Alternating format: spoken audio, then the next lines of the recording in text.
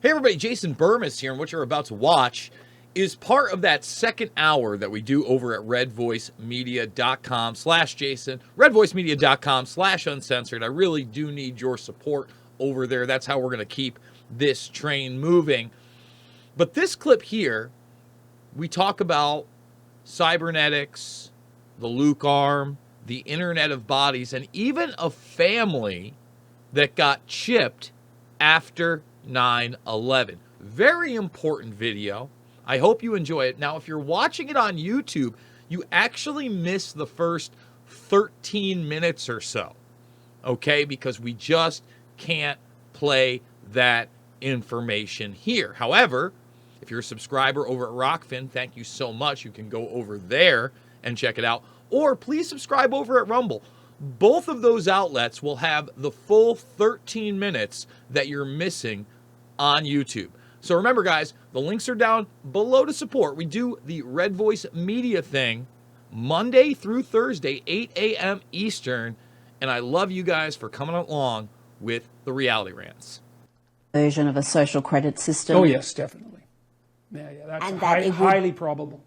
And that it will be accepted by many people because, again, that they won't even yearning notice. for safety. They won't notice even. Yeah. You can't believe how much people don't know these things. When I went to the UK, I talked to some people from the House of Lords. This is within the last 6 months. The most astute of the people sitting in the House of Lords had only become aware of the woke movement in the last 18 months. Oh, yes. You just can't believe how much this is not on people's radar. Not someone like you can't believe that at all because it's on your radar all the time. That's not, you live in a world that's on the cutting edge of this sort of thing. It's like, people have no idea. It's like, well, why not have a digital passport? I mean, you know, how convenient. It's like, fair enough, and you can understand that. Wouldn't it be nice if we could pay for everything with our phones? It's like, wouldn't it be nice if the central government, who's woke-oriented and makes carbon dioxide remediation the priority, knows exactly what you spend on everything so they can target you tax-wise with precision?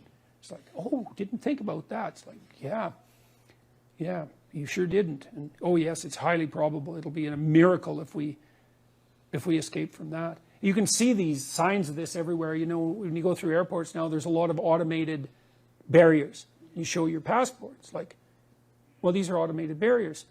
What if you can't go through them? Well, that's the situation for many people in China. It's like, what are you going to do? You're going to argue with the machine? Like, you just cannot imagine how screwed you are. It's way worse than anything Kafka ever imagined, because at least with Kafka, there was bureaucrats. Faceless though they may have been, they were at least still human. Once the machines can lock you out, you are in such trouble. And we're speeding towards that with an immense lack of care. Tell you what, I have my issues with Jordan Peterson. Spot on there, sir. So you can't argue with the machine. And it isn't just the airports, because they want it where? In the education system for your kids. They want it in the medical system for you. Number one, as we're going to show you, they want pills that are part and other medicines of the Internet of Things, Internet of Bodies, track, trace, database that you must take that have sensors that will let them know that you are into compliance. So you have that aspect of it, and then you have the total recall scenario where the machine doesn't let you through. Yeah, I get it. But you notice what else he talked about? He talked about carbon and regimentation in that sense. And the next aspect of that is what? What you eat, on top of what you consume and where you go geolocation-wise, which is also an issue. A huge issue. But here is a clip, more World Economic Forum, on your meat consumption. It's a very important point that you are addressing. My daughter, 24, inspired me and said, Dad, how can you advocate for these zero carbon value chains if you still eat meat? And so I stopped eating meat. Now the math would say, well, you need to stop eating meat 11 years to compensate for a flight to Thailand. Yes, But if 1 billion people stop eating meat, I tell you, it has a big impact. Not only does it have a big impact on the current... Yeah, it would have a huge impact on the actual health of that sector of the human population. You know, of their physical and mental capacity, if all of a sudden they weren't eating the meat. ...food system, but it will also inspire innovation of food systems. And I predict that we will have proteins not coming from meat in the future. They will probably taste even better. So why are we trying to mimic meat if we can have a better taste? Oh, yeah. They will be zero carbon. Zero carbon. There's no such thing as zero carbon. I'm so sick of hearing it. There's no carbon neutral. There's no zero carbon. Okay? Carbon is a life force on the planet. And this guy telling you that somehow we're going to do better than nature is bullshit. Ain't nothing that tastes better than some mashed potatoes and gravy with a succulent turkey. Huh? That's literally God's plan. Churning the butter, getting the dairy, slathering up that potato in the mix. Boom, boom, boom, boom, boom. All right? Throwing that in for a slow cook, making sure you got the guts and the giblets out.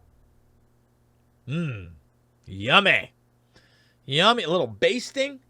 Might want to hit that with some more of God's nature. I prefer some lemon, some lime, a little orange. Oof. Yeah, we're going to do better. You're going to find better protein. Bullshit. You want to degrade us. You want to take our health away. Look at what they've already done to the food supply. Look at all the genetically modified organisms. All right? But no, they're going to make it better for us. Remember, GMOs in the first place, what was the big excuse? We're going to feed the world. They haven't fed shit. Are they feeding the world?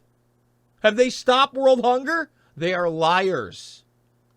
And much healthier than the kind of food that we eat today. Yeah, much healthier. That is a mission that we need to get on. I can inspire you to maybe look at an organization called EAT, easy to remember, EAT, who have all the facts on this and who have the policies necessary, the innovations necessary, and the scale necessary in order to make food systems sustainable and healthy. Sustainable and healthy. Oh, it's going to be, everything's going to be sustainable and healthy. And, you know, it's going to be sustainable and healthy as you take the drugs we tell you to take and we have compliance. It is basically biological chip that it is in the tablet. And once you take the tablet and dissolves into your stomach, sends a signal that you took the tablet. So imagine the applications of that, compliance. The insurance companies to know that the medicines that patients should take, they do. You know, like the medicines that my company has investigated for heart attacks and heart issues that we've told you does not cause them. And Moderna, who prints up a similar product, has now made an injectable mRNA shot for that very issue that's not happening. Compliance. Take them. It is fascinating what happens in this field. Yes, very fascinating that we now make everybody slave. And it's even more fascinating that Moderna, that had no products and had a partnership with the Defense Department to create mRNA shots, has a product, another mRNA product to inject in your heart, which allegedly, there's been some people looking at some heart issues due to the hate and lie shots, allegedly. As you say, cardiology, we have now in a clinic a super exciting program when we inject mRNA in people's heart after heart attack to grow back new blood vessels to help revascularize the heart. So it's a bit like science fiction medicine, but that's what is really exciting to me. But the other side of this is that right now, Moderna, though it has this pipeline, has one commercial product, and that's the Spikevax. That's the actual COVID vaccination. So that's the irony of COVID, is it really has in some ways allowed you to go and develop these other areas because of the revenues that came through the door. You're 100% right. You are 100% right. We made a ton of money. And now let's just pretend we didn't injure anybody. Certainly not their heart. But let's say if we did, we have a new drug to inject them with to make more money on. Just like, wow. Wow. And when you have a system of total command and control where they tell you what you can eat, what medicines you can have, you're connected via this Internet of Bodies, and that's what? Part of the CBD system. Part of the CBD system. So, you know, this one runs through the Internet of Bodies like a slideshow really quick. But it definitely worth looking at right here. You know, we got the hip people. It's like an Asian man, woman thing. And right here we got brain electrical signals for Parkinson's disease. Enable doctors to target therapy to specific areas of the brain via deep brain stimulation. So I want people to think about what that means right there. So we're talking about deep brain stimulation, all right, for mental health. Cochlear devices, all right. Now, look, technology that empowers human beings I'm all about, and cochlear devices are some of those devices for sure. Partially restore hearing through a sound processor and implanted receiver that stimulates the auditory nerve. Implantable, let's bring it back. Implantable cardiac devices provide real-time information regarding a patient's cardiac fluctuations. Like seriously, when you look at these RAND and World Economic Forum things, like, is that a man or a woman? And you know why they chose that and this outfit and the ambiguity of it all. It's just like, I'm just so sick of it all. I'm just so damn sick of it. Implantable smart stents enable continuous monitoring of blood flow to alert providers of possible clogs. Yeah, heart stents, heart monitors, pacemakers. Personally, I don't know that I want somebody to have digital access to those, because they are basically able to be remotely manipulated, period. Okay? Sorry, there's the ingestible digital pills. Track adherence and dosing of medications. Compliance, the compliance that was just discussed. Electronic health records store patients' digital medical history in digital repositories. Again, just like we covered with the scanny scans of the iris, and we have all your health records. And again, just like Netanyahu did what? Bragged that he already had 98% of his citizenry's medical records digitized, and the next thing he wants to put on top of that is a genetic database. All right? And we want to put that genetic database there as we study what the effects of the hate and lie shots were. All openly discussed and bragged about by the guy. And, again, most people will volunteer. If not, we can pay them.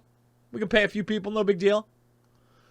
Freestanding infusion pumps deliver intravenous medications via automated integration with electronic databases.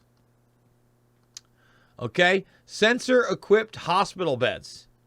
Instantaneous monitoring of patients' vital signals through sensors. Now, again, something like that makes sense because you're in a hospital and the sensors are in the bed. They are not in you. You understand? Wearable prosthetics enable operation of artificial limbs by detecting minute muscle movements.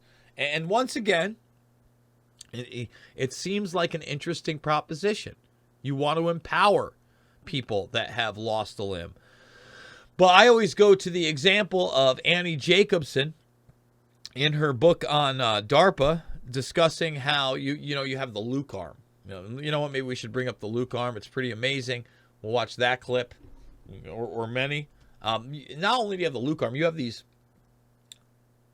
fitted prosthetics where your sensor, basically your sensory around the fitted prosthetic allows this thing to move.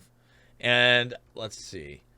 Let's type in Luke Arm and then cast. So, yeah, let's take a look. Because a lot of this is amazing, okay? And what I want to do, okay, here's 5 years ago, veterans receiving the DARPA Luke Arm. Then I want to see some of the more recent stuff. On June 30th, 2017, 2 veterans living with arm amputations became the first recipients of a new generation of prosthetic limb that promises them unprecedented near-natural arm and hand motion. The modular, battery-powered arms developed for the Defense Advanced Research Projects Agency, DARPA, by DECA Research and Development Corporation, represent the most significant advance in upper extremity prosthetics in more than a century. The prosthetic Luke Arm system enables dexterous arm and hand movement through a simple, intuitive control system. The system allows users to control multiple joints simultaneously and provides a variety of grips and grip forces by means of wireless signals generated by sensors worn in the feet or via other easy-to-use controllers. Years of testing and optimization in collaboration with the Department of Veterans Affairs led to clearance by the U.S. Food and Drug Administration and the establishment of a commercial-scale manufacturer, Mobius Bionics of Manchester, New Hampshire. Throughout the arm's development, DARPA received contracting support from the Army Research Office. The program also received funding assistance from the U.S. Army Medical Research and Materiel Command. More than 100 people living with amputation were involved in initial studies, which led to a product whose natural size, weight, and shape provides unparalleled comfort and ease of use. So now, you hear that, unparalleled comfort and ease of use. That's the lie. That's what Annie Jacobson says.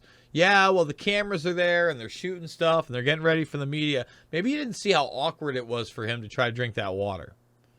All right, the truth of the matter is, she says when the cameras are off, they take those things off, and they use the traditional hooks that they've been using because they're accustomed to them. And they are just much easier, ease of use. And these things, although they look cool, they're not quite there. But this isn't really about helping people, unfortunately. Maybe in some cases or down the line. But really, this is about acclimating you to this technology and accepting transhumanism. So let's go within this year. Okay, let's see what we got for the Luke Arm.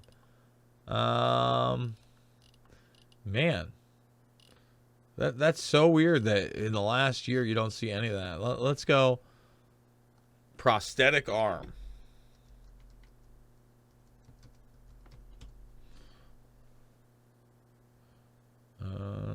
We do it live. We do it live this year.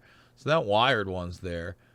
Wow, Esper going bionic. This is CNBC. Let's see what we got.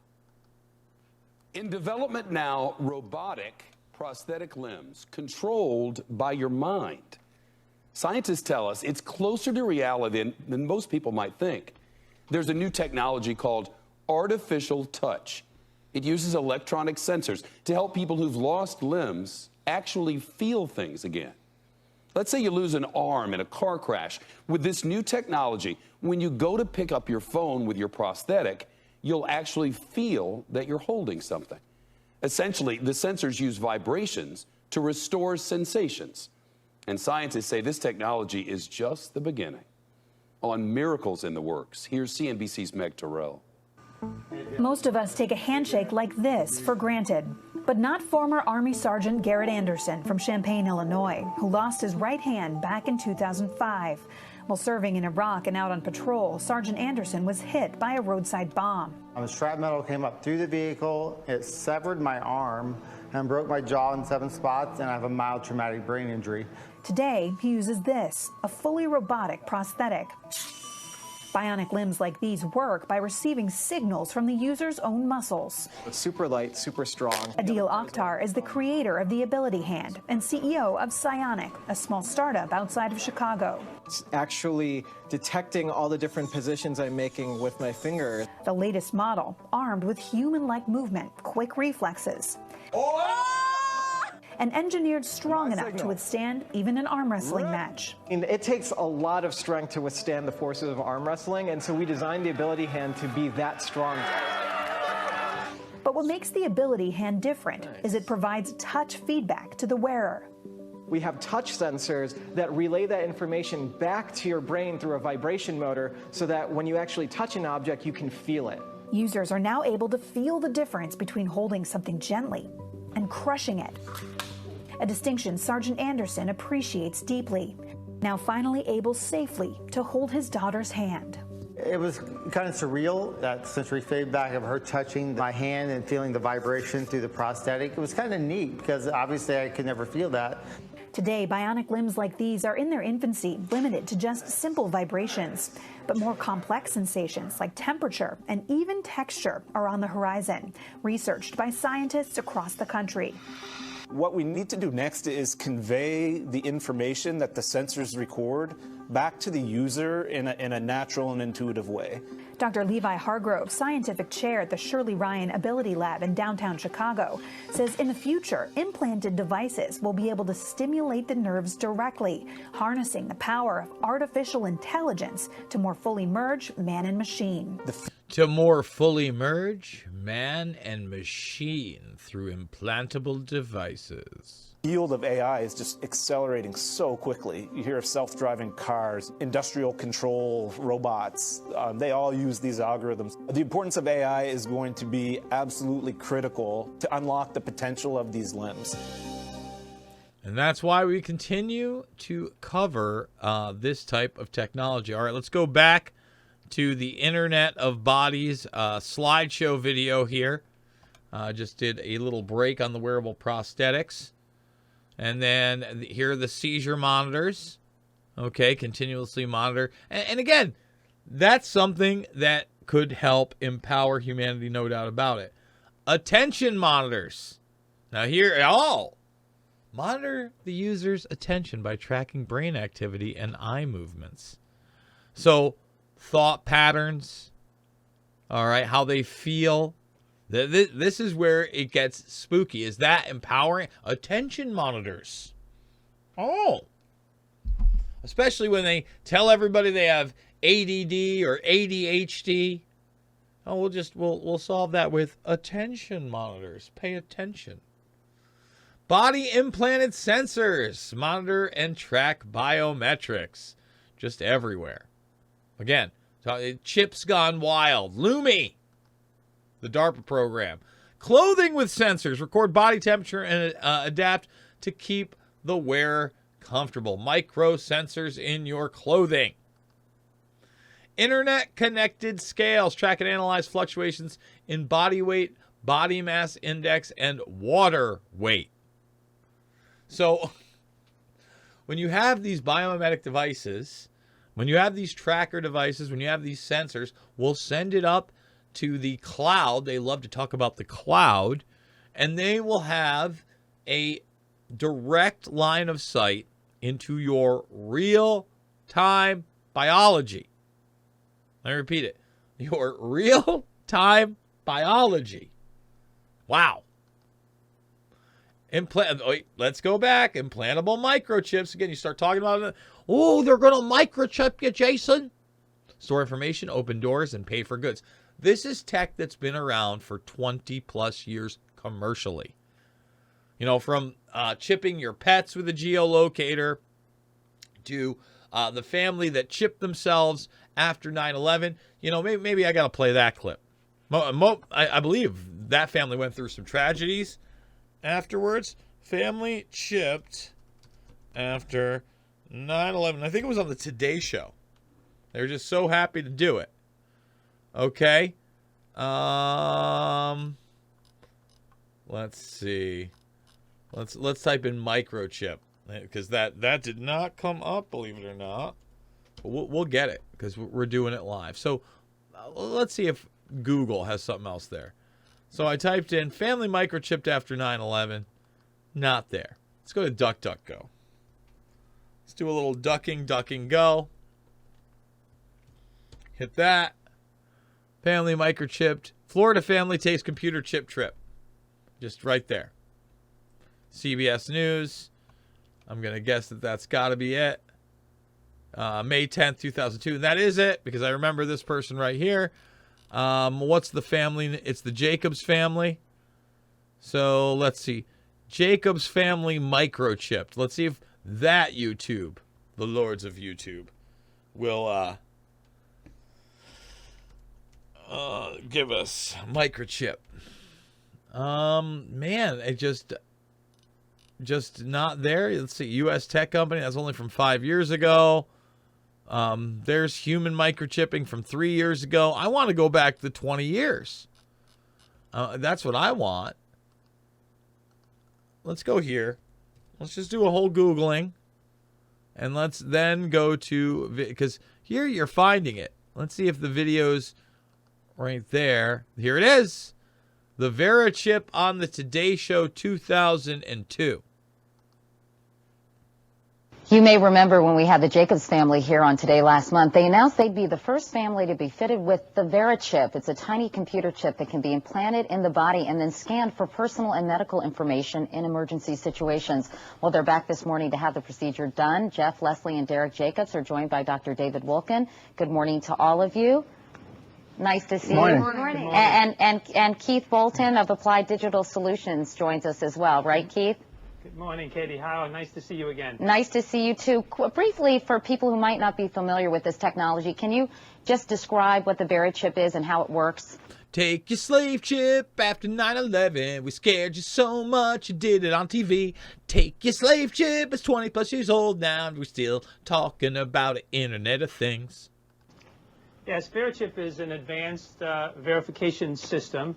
It's designed to have a small little needle injected inside of the body, and there's a small little chip that can provide information in the event that you cannot speak. Where is it implanted generally, Keith? Generally, it's implanted in the upper right area to the shoulder, and Jeff Jacobs is actually having his in the shoulder type area. Okay, we'll get to Jeff in a moment, but Leslie and Derek, I know that you had your chips implanted earlier this morning. How did the procedure go, Derek? It went very well. I was actually amazed on how simple and easy it was. Yeah. And I was actually amazed how it was so simple and easy to be injected like cattle or livestock or a pet. I couldn't wait to do it. I'm so happy that my parents have used this kind of judgment. And Leslie, how about you? Are you feeling any after effects? Was it painful in any way?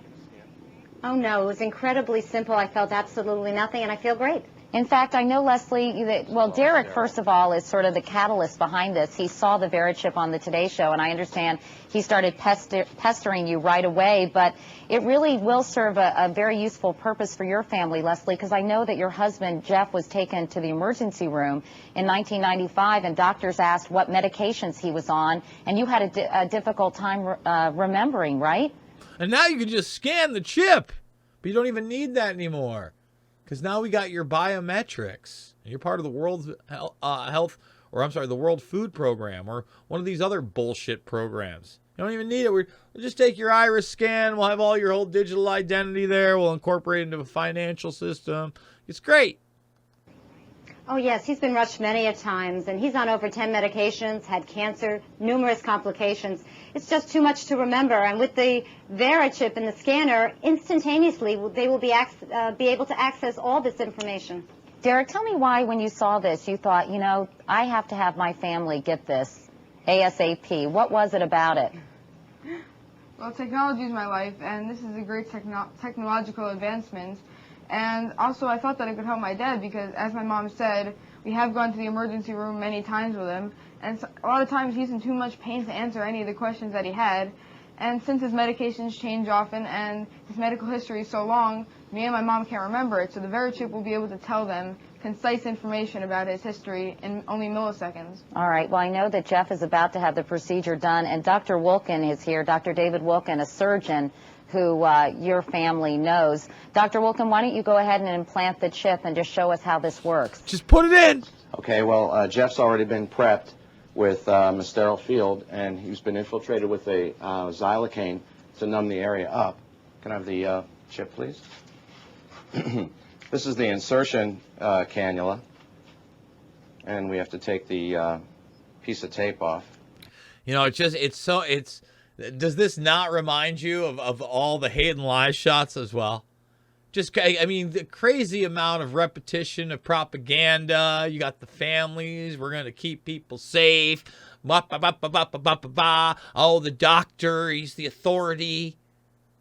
They run the same thing over and over and over and over and over and over and over and over and over again with a different flavor. This one's caramel macchiato, but don't worry, we got cookies and cream and peanut butter mousse tracks on the way. All the same thing. Oh, yes. Which is, in actual fact, the hardest part of the procedure. It's hilarious. Our entire family's getting chipped out of fear. Don't worry, you're just on national television. Oh, my well, goodness. thank you. Katie, no pressure, no pressure. You know, while you're doing that, I just wanted to ask Keith. Keith, you know, this will be scanned for information, but how many emergency rooms in this country actually have scanners, and how will they know that they have to scan the patient in the first place? It's not like somebody can say, hey, by the way, I've got a VeriChip in my shoulder, check it out. A lot of times people won't be in a condition to say that, right?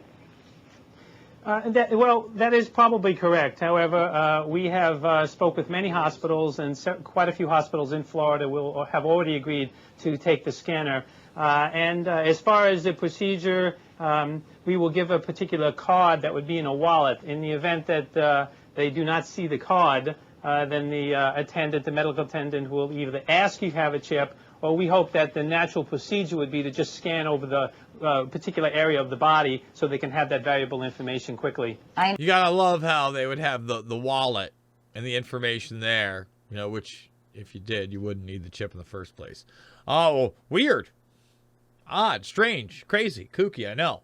Wild, if you will. All right. Do we continue with the RAND thing? I think we wrap up the RAND thing. I think a lot of people understand where we're going from the Internet of Body here. And, you know, when we talk about all this, I want to reiterate that the ghouls out there are integrating all of it together, the biomimetics and the climate agenda. And they're telling you they're here to save the world. It's always under the guise of saving the world. And they're a select group of people. And that's why, you know, John Kerry, and we've played the clip before, we're going to play it again, talking about how they're almost extraterrestrial, should alarm people. Because not only is it pompous and asinine to say these things and act this way, it's totally inaccurate. But John Kerry is a guy that likes power. Okay? John Kerry is establishment. John Kerry, okay, runs more of the day-to-day policies, especially when we're talking about global policies and integration and this agenda, than Joe Biden could ever dream of at this point. He's actually doing work. He's actually an envoy and an emissary. He's actually still got some coherence. That's why when you hear things like this, it's so over the top. It's like, all right, he might be coherent, but does he have any is he self-aware at all? I would say no. And when you stop and think about it, it's pretty extraordinary that we, select group of human beings, because of whatever touched us at some point in our lives, are able to sit. Yeah, billions of dollars, and other members of a socioeconomic, social Darwinistic, authoritarian-minded, generational, nepotistic predator class. When they tapped me on the shoulder and said, hey, come join, that's what touched these people. That's it. That's the shebango. In a room and come together and actually talk about saving the planet. I mean, it's so almost extraterrestrial to think about quote, saving the planet. If you said that to most people, they think you're just a crazy tree-hugging, lefty, liberal, do-gooder, whatever. No, that's that. See, I don't think that you're a do-gooder when you start talking about those things, unless you're really talking about saving the planet from tyrants like Kerry and the gang, tyrants like Bush and the gang. And look, George W. Bush, low level, not really involved. Guys surrounding him, the Wolfowitz, the Rumsfeld, the Cheney. Yeah, not good guys. The Roves, not good guys. Evil guys. Bad guys. Guys that don't mind hit lists based on biometric data overseas and then bringing it in globally for a refugee food program. Those type of guys. Well, they talk about harmony and sustainability over at these things. Yeah, so I think what's important for policy is really to change the rules of the game, no? That sustainability becomes the easier choice, not the easier choice. And by the way, when they say the easier choice, that means putting pain on you in a fashion where you don't really have a choice. The easier choice, like the Leanna Wen carrot on a stick. Just for the people, but also for the companies, no? So I think an important measure in Switzerland was to have support for renewable energy, for energy efficiency, but also then changing the way districts work. For instance, in Zurich, we have a lot of districts where you actually don't need a car. Yeah, no, it's just like those little slave cities we were talking about. The cloud markets, the ghost kitchens. Okay. Oh, you're just 15 minutes away, and we'll make sure you do that because we're tracking your heart rate. Because all the activities, school, buying something, everything you can do in walking distance, And by doing that, people don't buy a car, and it's not felt like actually they would like to have a car and they are not allowed to have it, but they simply don't need it because the environment was built in a way that they don't need it. And I think this is what policy needs to do. They have to change the environment. So a sustainable lifestyle, a lifestyle in harmony with nature is the easiest way to go. And also for the companies, Oh, yes, and also for the companies to go by these rules in harmony with nature. We're so concerned about nature and Gaia, all under this false idea that they're saving the earth, bringing back an earth-based religion. Too many people doing too many things is why we have all these catastrophes. Has nothing to do with the decisions by the people at the top. We can't let the serf class get out of line, and we got to make it the easier choice. And we'll use the companies to do that as well. We'll pick the winners and losers. Same thing with the CBDC. And here perhaps a last point.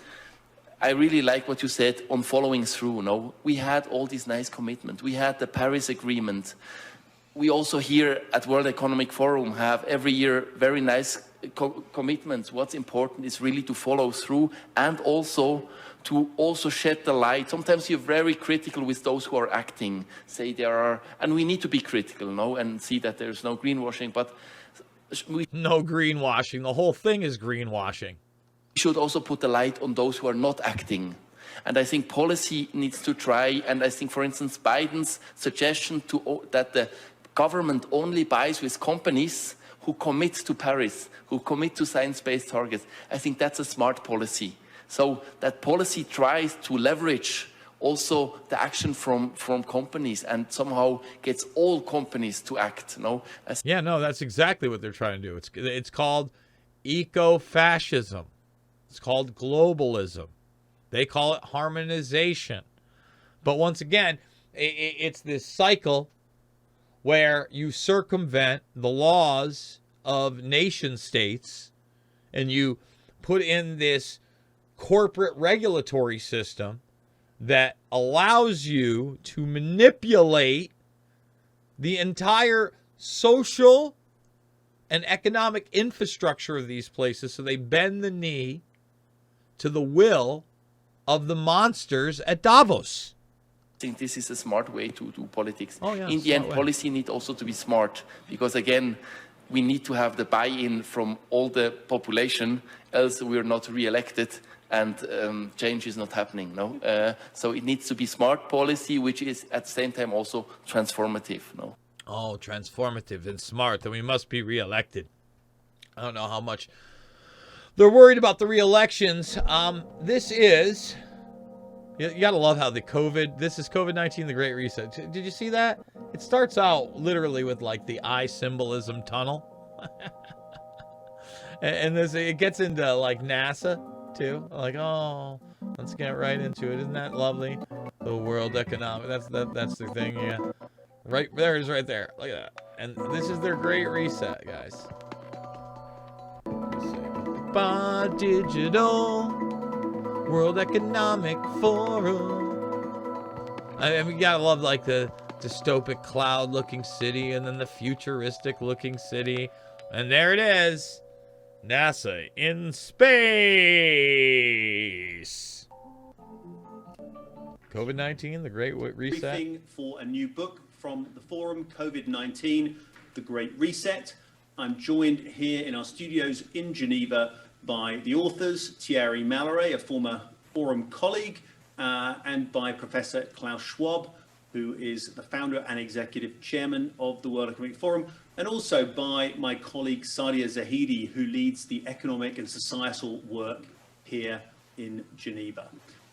Before we hear from each of them, I want to turn over a couple of rules of housekeeping for the briefing. If you have questions, please use the Q&A question live. Perhaps you can introduce the book, its themes, and tell us what the objectives are for the Great Reset.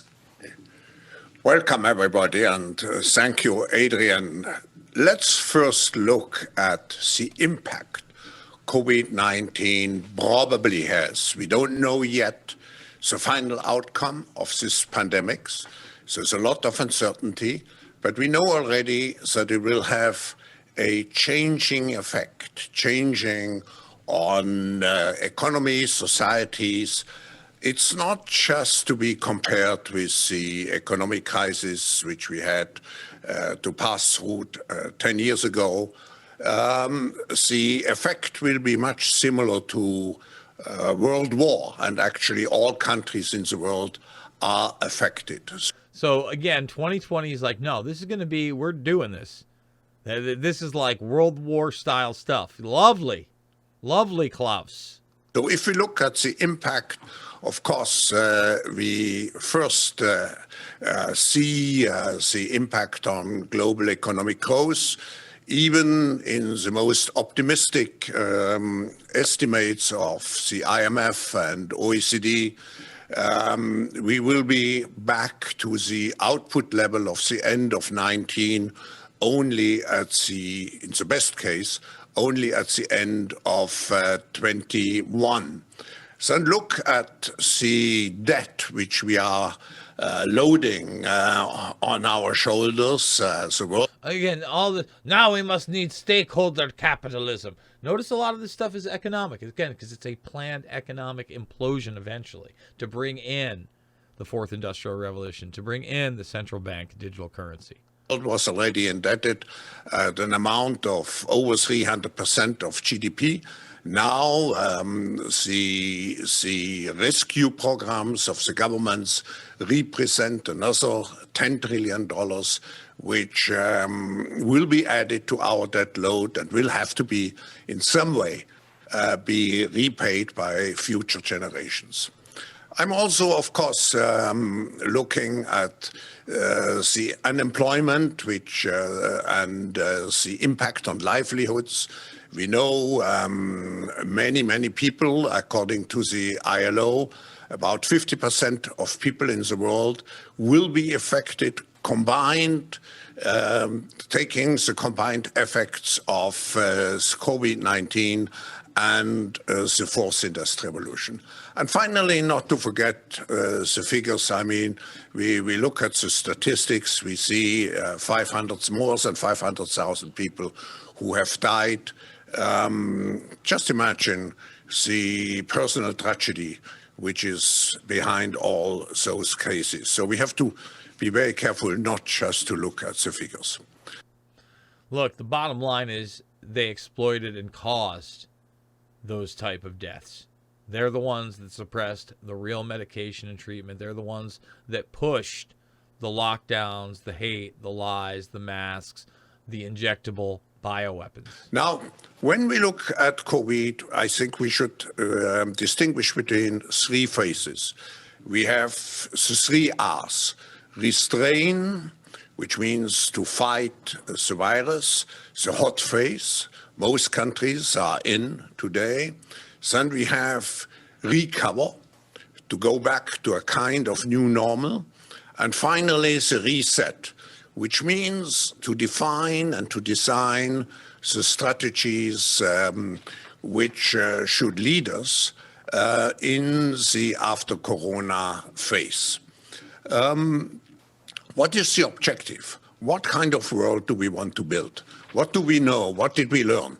I think the world which we want to create with the Great Reset has to be much more resilient. It has to be because security, people will demand for more security, physical security, health security. It will have to be more inclusive.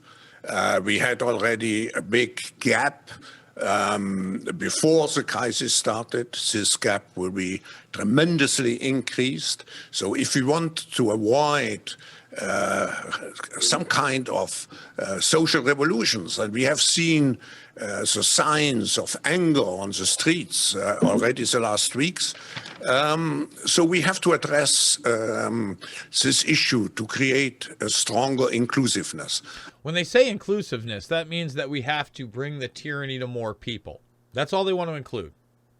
We have to, under the guide of you being safe, bring you under our tyranny. And finally, more sustainable, because we know what sustainable means. It means a code word for your standard of living plummeting. So when he tells you a more sustainable future, that means a shittier future for you and your family. We know now that the next crisis is already waiting for us around the corner. It's already waiting for us around. We haven't even gotten over this crisis. Already waiting for us around the corner. That's why we got the CBDC and the social credit score on tap, because we're the heroes. We're here to save the planet. I'm done. I think that's going to wrap it up for me. I want to remind everybody, all the documentary films are free. Loose Change Final Cut, Fabled Enemies, Invisible Empire, A New World Order, Define and Shade the Motion Picture. Watch them, share them. The links are down below. Again, redvoicemedia.com/uncensored. If you're listening to this broadcast or you're seeing it on the rebroadcast, it is not about left or right. It is always about right and wrong. I love you guys, and I will see you on the flip side.